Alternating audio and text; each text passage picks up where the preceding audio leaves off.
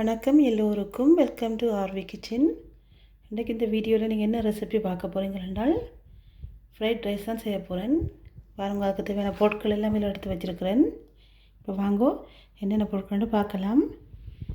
முதலாவது அரிசி எடுத்துருக்கிறேன் 400 கிராம். கோழி இறைச்சி சின்ன சின்ன வட்டி வச்சுக்கிறேன் 300 கிராம். மரக்கறியில் வெங்காயம், ஒரு வெங்காயம் எடுத்துருக்கிறேன். கொஞ்சம் பட்டாணி, கொஞ்சமாக குடமிளகாய், கோவா, கேரட்டு, இவ்வளோ மரக்கறியும் தான் போட்டு செய்ய போகிறேன்.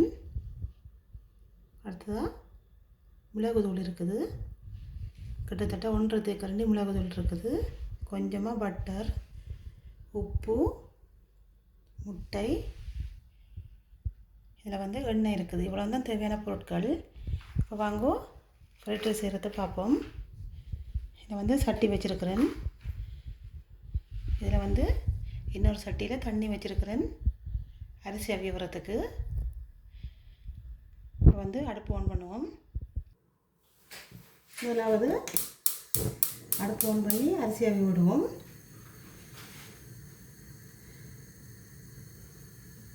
தண்ணி கொதிக்கிற டைமில் இங்கே இதை வதக்கி எடுப்போம். இப்போ இந்த அடுப்பை ஆன் பண்ணுவோம். சட்டி சூடாகிட்டுது. எண்ணெய் விட போகிறேன்.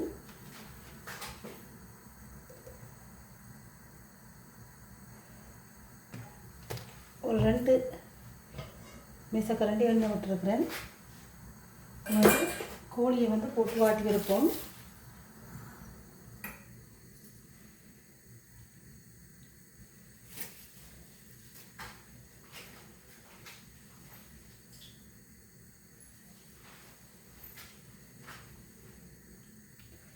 பார்த்திங்கன்னா கோழி வெட்டி சின்னது நடுத்து வச்சுக்கிறேன்.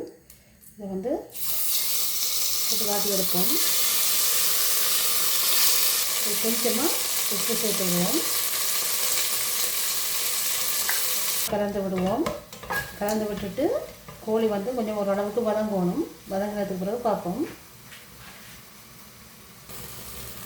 பார்த்திங்கன்னா இஞ்சி உள்ளி பேஸ்ட் எடுத்து நான் சொல்ல மறந்துட்டேன். இதையும் போட்டு நல்லா கோழியை வதங்க விடுவோம்.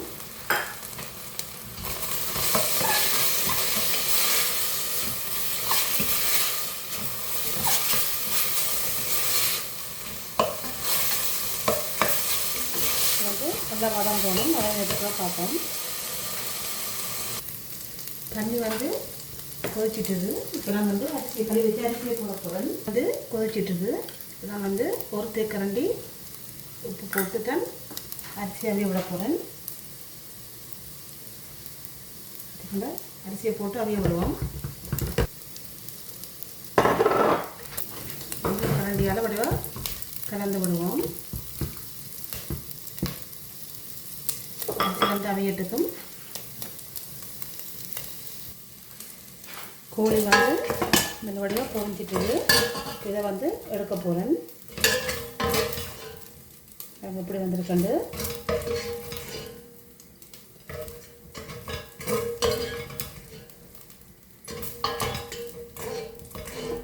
எல்லா கோழியும் எடுத்தாச்சு. அடுத்து எடுத்து வச்ச பட்டரை சேர்க்கிறேன்.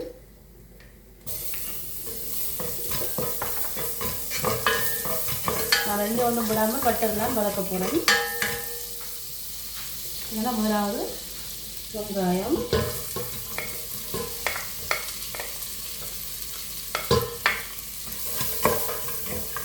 ஒரு நிமிஷம் நல்லா வெங்காயத்தை வதங்க விடுவோம். வெங்காயம் நல்லா வதங்கக்கூடாது. ஒரு 2 நிமிஷம் கொஞ்சம் நிறம் போடுவோம் வெங்காயம் வதங்கிறதுக்கு. அடுப்பை நல்லா கூட்டி விடாதீங்க, குறைச்சி விடுங்க. இந்த மரக்கறி அவிஞ்ச மாதிரி தான் இருக்கணும், வதங்கின மாதிரி இருக்கக்கூடாது.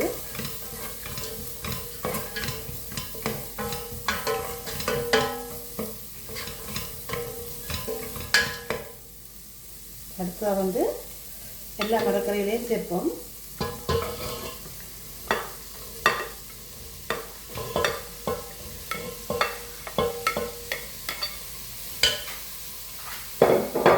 எல்லா மரத்தையும் போட்டு வடிவாக கலந்து விடுவோம்.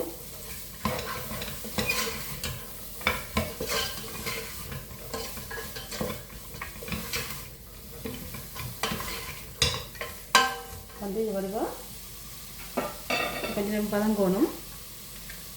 நான் வந்து அரை தேக்கரண்டி உப்பு சேர்க்கிறேன்.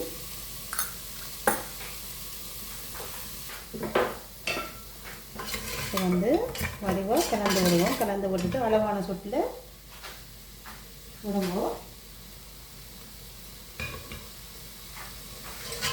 இது வந்து மரக்கறி வந்து ஒரு 2-3 நிமிஷம் வதங்கினா காணும்.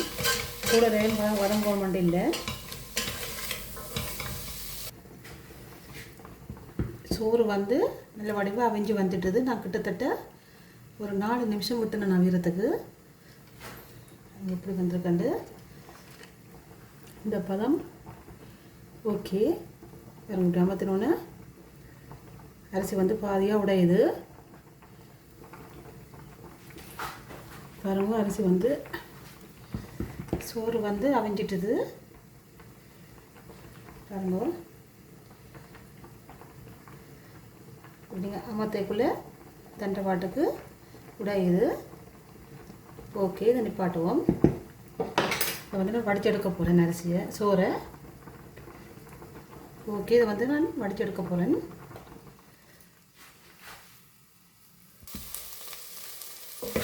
பாருங்க நல்ல வடிவாக வதங்காமல் அவிஞ்சிருக்குது.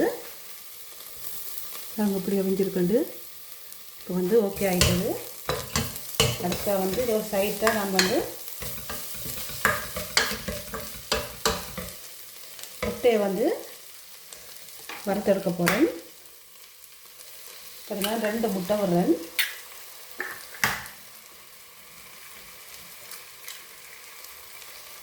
ரெண்டு முட்டை விட்டுருக்குறேன்.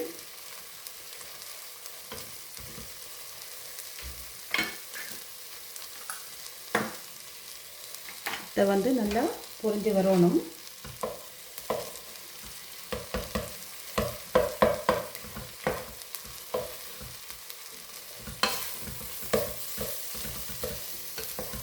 பார்த்தீங்கன்னா முட்டை வந்து பொரிஞ்சு கொண்டிருக்குது. எண்ணெய் ஒன்றும் விட தேவையில்லை. இதில் இருக்கிற எண்ணெய் பட்டர்லேயே வதங்க முட்டை.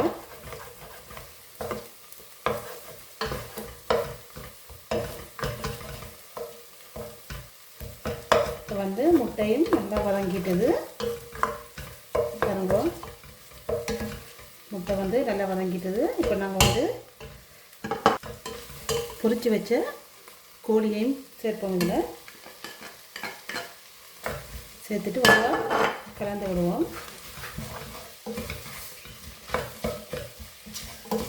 அது வந்து வடையாக கலந்து விட்டாச்சு. அடுத்ததாக வந்து மிளகுத்தூள் வந்து சேர்க்க போகிறேன். இதில் வந்து 1 தேக்கரண்டி மிளகுத்தூள் சேர்க்கிறேன். சேர்த்துட்டு வடிவாக கலந்து விடுங்க. நீங்கள் வந்து மேகி சோஸ் சேர்க்கின்றாலும் சேர்க்கலாம், நல்ல டேஸ்ட்டாக இருக்கும். நான் வந்து சேர்க்கலை. இப்போ அடுத்தது வந்து வடித்து வச்சு சோறையும் போடுவோம். இதில் வடித்து வச்ச சோறை வந்து இதில் போட போகிறேன். பாருங்க எப்படி அவிஞ்சிருக்கண்டு. ஒரு 3/4 பதம் அவிஞ்சால் ஓகே. கூட அவிச்சிங்கன்னா சோறு வந்து கரைஞ்சிரும். வந்து உலத்தை போட்டு வடிவாக கலந்து விடுவோம். அடுப்பு வந்து குறைச்சே இருக்கணும்.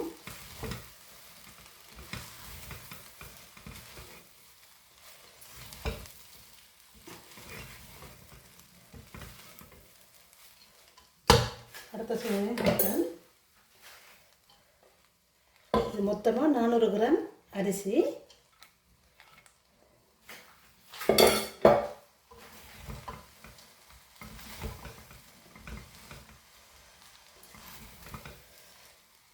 ஃப்ரைட் ரைஸ் வந்து ஈஸியாக செய்யக்கூடிய ரெசிபி. பாருங்கள் எப்படி வந்திருக்குண்டு. இங்கே வந்து இன்னும் மிளகு தூள் போடணும்னா போடலாம்.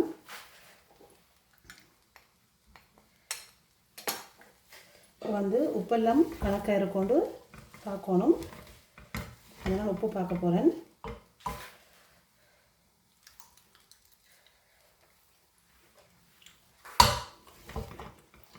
பார்த்தீங்கன்னா எல்லாமே சூப்பராக இருக்குது. நான் பச்சை மிளகாய் போட்டபடியால் நல்ல உரைப்பாக இருக்குது. நீங்களும் இதே போல் ட்ரை பண்ணி பாருங்க. ஃப்ரைட் ரைஸ் இப்போ பார்த்தீங்கன்னா ஃப்ரைட் ரைஸ் ரெடி ஆகிட்டுது.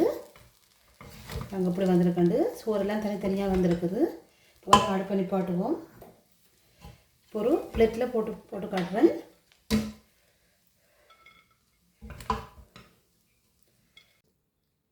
பாருங்க எப்படி இருக்குன்னு ஃப்ரைட் ரைஸ் நல்லா சூப்பராக வந்திருக்குது.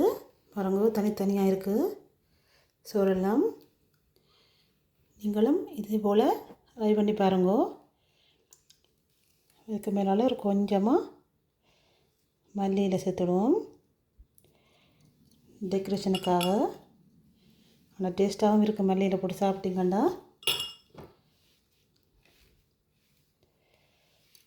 இந்த வீடியோ பிடிச்சிருந்தால் லைக் பண்ணி ஷேர் பண்ணி சப்ஸ்கிரைப் பண்ணுங்க. இன்னும் ஒரு வீடியோவில் சந்திப்போம். நன்றி, வணக்கம்.